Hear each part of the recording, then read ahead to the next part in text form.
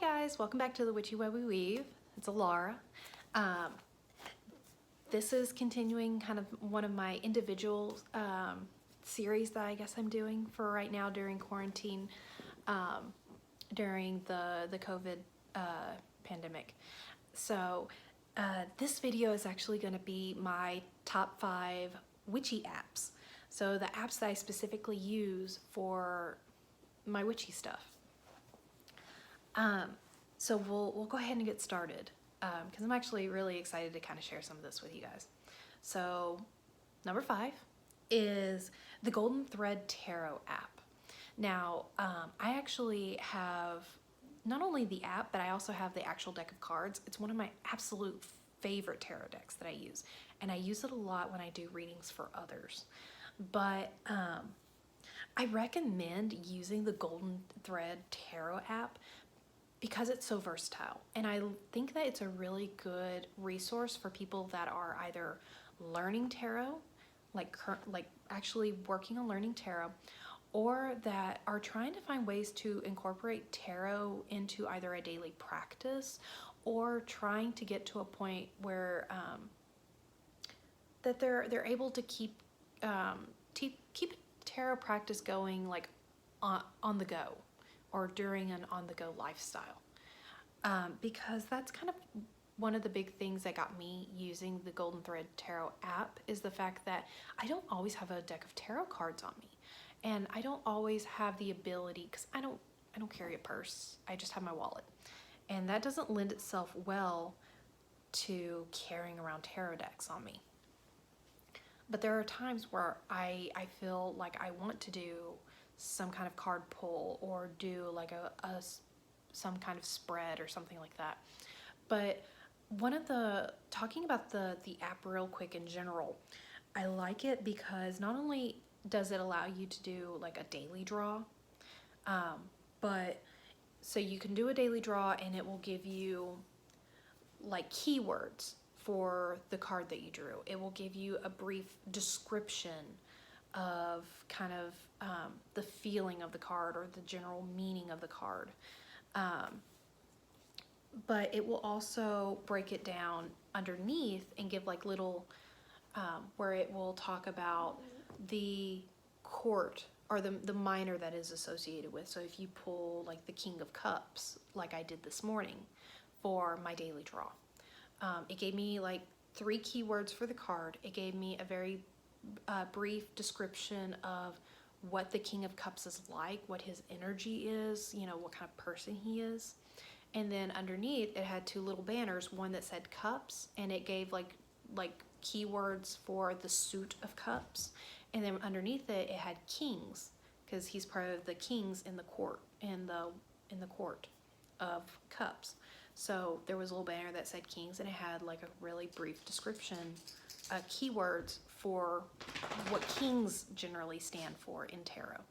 So that's one of the really big reasons why I like it for people who are learning and getting used to and kind of trying to understand how the system of tarot works. But it has so much more potential than just a basic teaching app, which is one of the big reasons why I want to suggest it, because on top of what I just talked about with doing the daily draw and the different information that it provides for each card,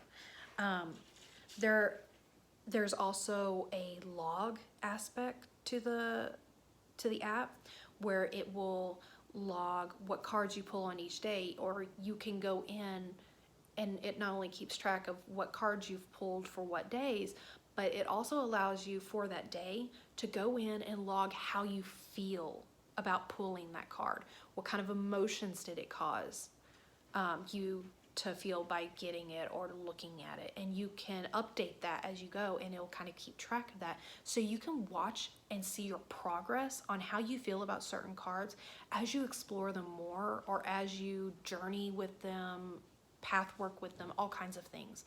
And that's so cool, and it's something that can be so useful for someone that is trying to gain more depth with tarot cards in general, or trying to build on their understanding of the cards. And it lends itself to more than just a basic beginner's app. but it also has a pretty good sized database of different spreads that you can use within the app. It not only has like the daily draw, the 1 card draw, it has multiple options for 3 card draws. You can do a Celtic cross spread with the app. And then it also has different spreads for different topics of readings. So it has multiple spreads for relationship readings, multiple ones for career, for growth. It has multiple spreads for spiritual reading, and then it also has a couple of good options for general readings too. So it can do so much. It's really a powerhouse of a tarot app, and I really recommend it because I also really love the deck itself. I like the art. I like how they went about putting forth the symbolism in a lot of the cards. So I would definitely recommend that, especially since this is going to be the only tarot app that I suggest for the purposes of this top 5 list. So moving on, number 4. Number 4 is a nature trail app called Traillink. Before I continue on, let me just state I am in no way sponsored by anybody. I'm not making any money off this. This is purely me making suggestions based off what I have used and what I have enjoyed using or gotten a lot of benefit from. So I'm not making any money. I'm not being sponsored by anybody. All of this is me, okay? But going back, number 4 is a nature app. Stop it, Al. Sorry, he's messing with the blinds because he saw a squirrel outside and he wants to go back outside. But number 4 is a nature app called Traillink. I really like this one, and this is actually a little bit of a newer app that I've discovered, but I like it a lot. And the reasons why I like it is because wherever you're living at, I know it works within the States. I don't know how it does outside of the States. Just a brief note. But the reason why I like this particular nature app or nature trail app is because it allows you to look around you in the location that you're living. It gives you multiple options for different trails that are nearby. It tells you how long the trail is. It will map the trail out for you, and you can download it down into your phone so that you can have it with you while you're actually on the trail. It marks where the nearest bathrooms are, where parking is. It will indicate on the trail what is acceptable activities. Like, it will tell you if it's biking only or if it's walking and biking. It will tell you if it'll tell you how difficult sometimes the trail is. And there are options for people to leave comments or reviews, and you can rate the trail. So I've gotten a lot of information by being able to look at the trails around me since I've moved to a new location. I've been able to see how long the trail is.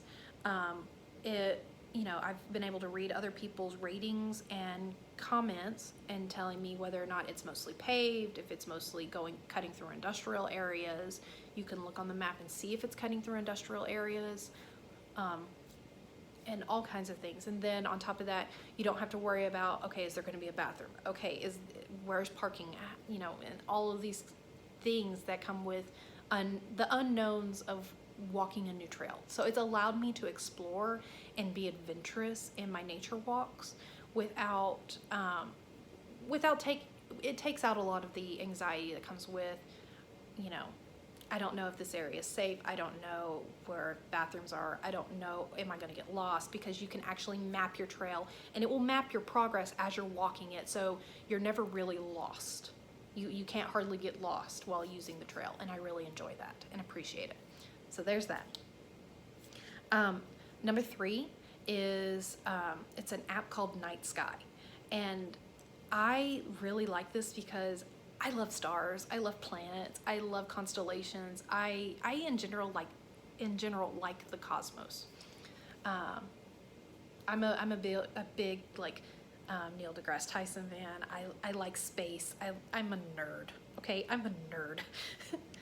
But I really enjoy this app because the Night Sky app allows you to, you open it and it will show you what the night sky looks like in relation to where you are and what direction you're pointing your phone at.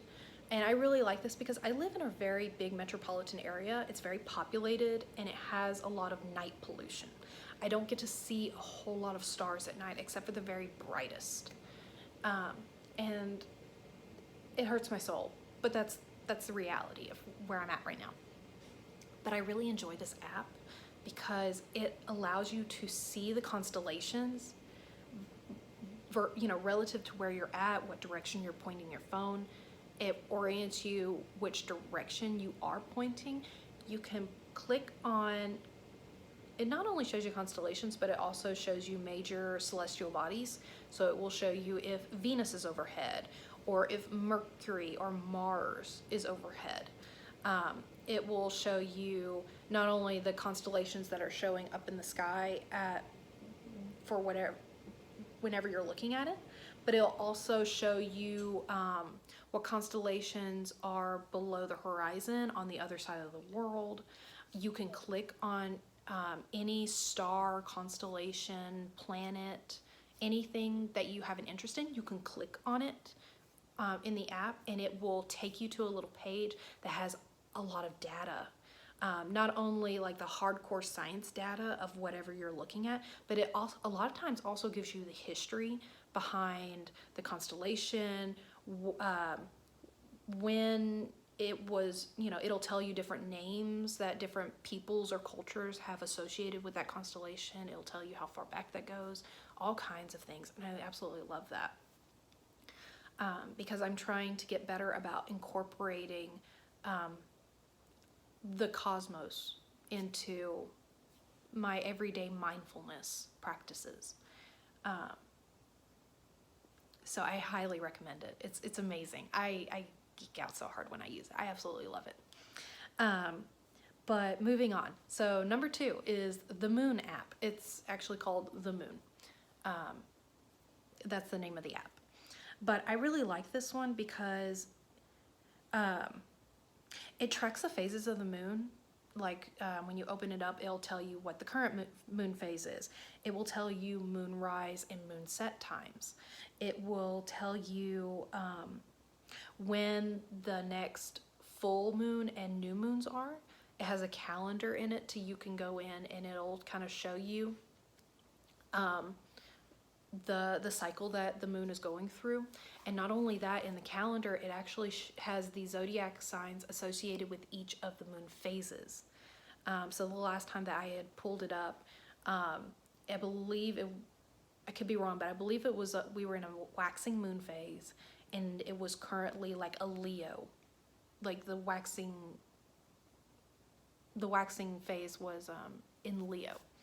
So, and it'll kind of help you track like what zodiac signs are associated with which of the upcoming moon phases.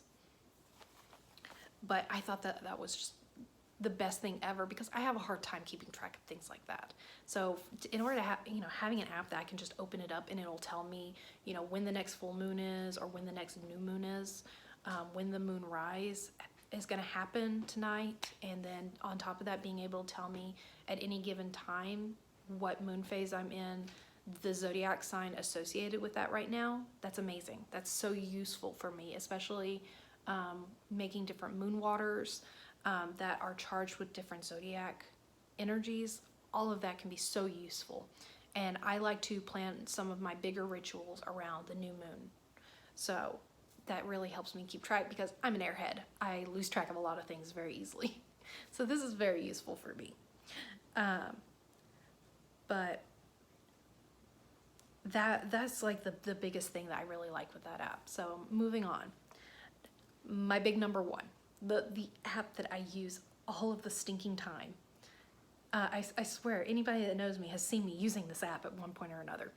It's the Picture This app. It is a plant or flora identification app.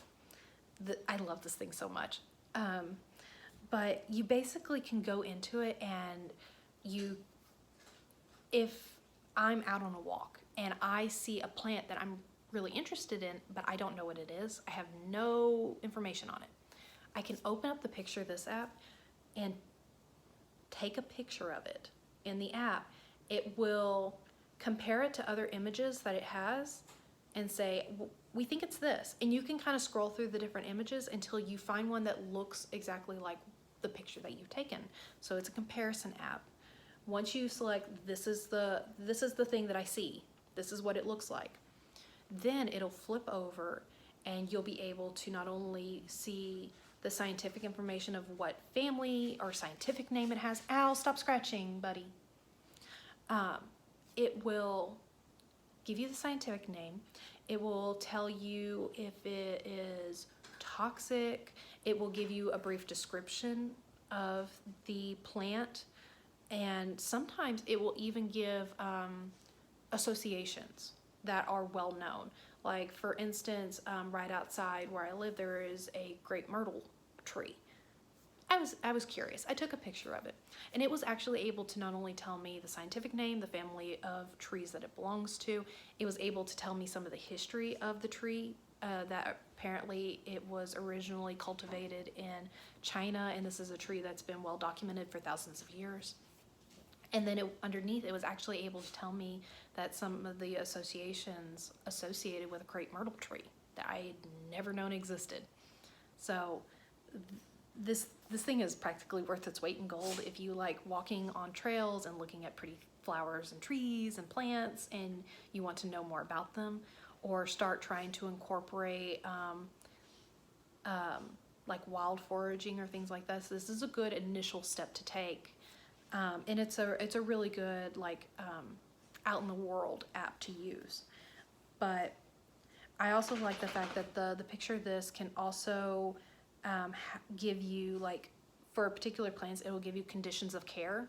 So how much sun it might need, if it's a perennial or an annual plant, how much water it likes, sometimes it'll tell you.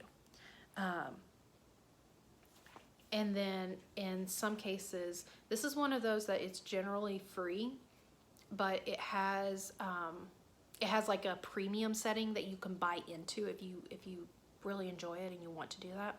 And I believe with the premium setting, it will also help you diagnose plants. So if you have a plant that is looking sick or it's not doing well, you can take a picture of it, and it will, I believe it'll help diagnose what's wrong with it. If it needs more water, more sunlight, less water, less sunlight, different kind of nutrients, I don't know. All different things can go wrong with plants. That's why I have such a hard time with them. But I really want to recommend this as an app, especially if you like going on hikes, if you like learning more about the foliage and flora around you, because it will also tell you a lot of times if plants are indigenous. They will tell you if they are what's the word, invasive. So it'll tell you if the plant is indigenous, it will tell you if it's invasive. It'll give you a lot of information, a lot more than what I ever expected an initially free app to give you. And I've been using this app for years under as just a free app. I haven't paid into it yet because I don't have necessarily the financial means to do that. But it would be worth supporting, I feel, in my own opinion. But I've been using it for free for years, and it's been very beneficial. So those are my top 5. All of the apps that I've mentioned, you can use in a free capacity. You do not have to initially pay for any of these apps. There are some of the apps that I've mentioned here in this list that you can upgrade or purchase.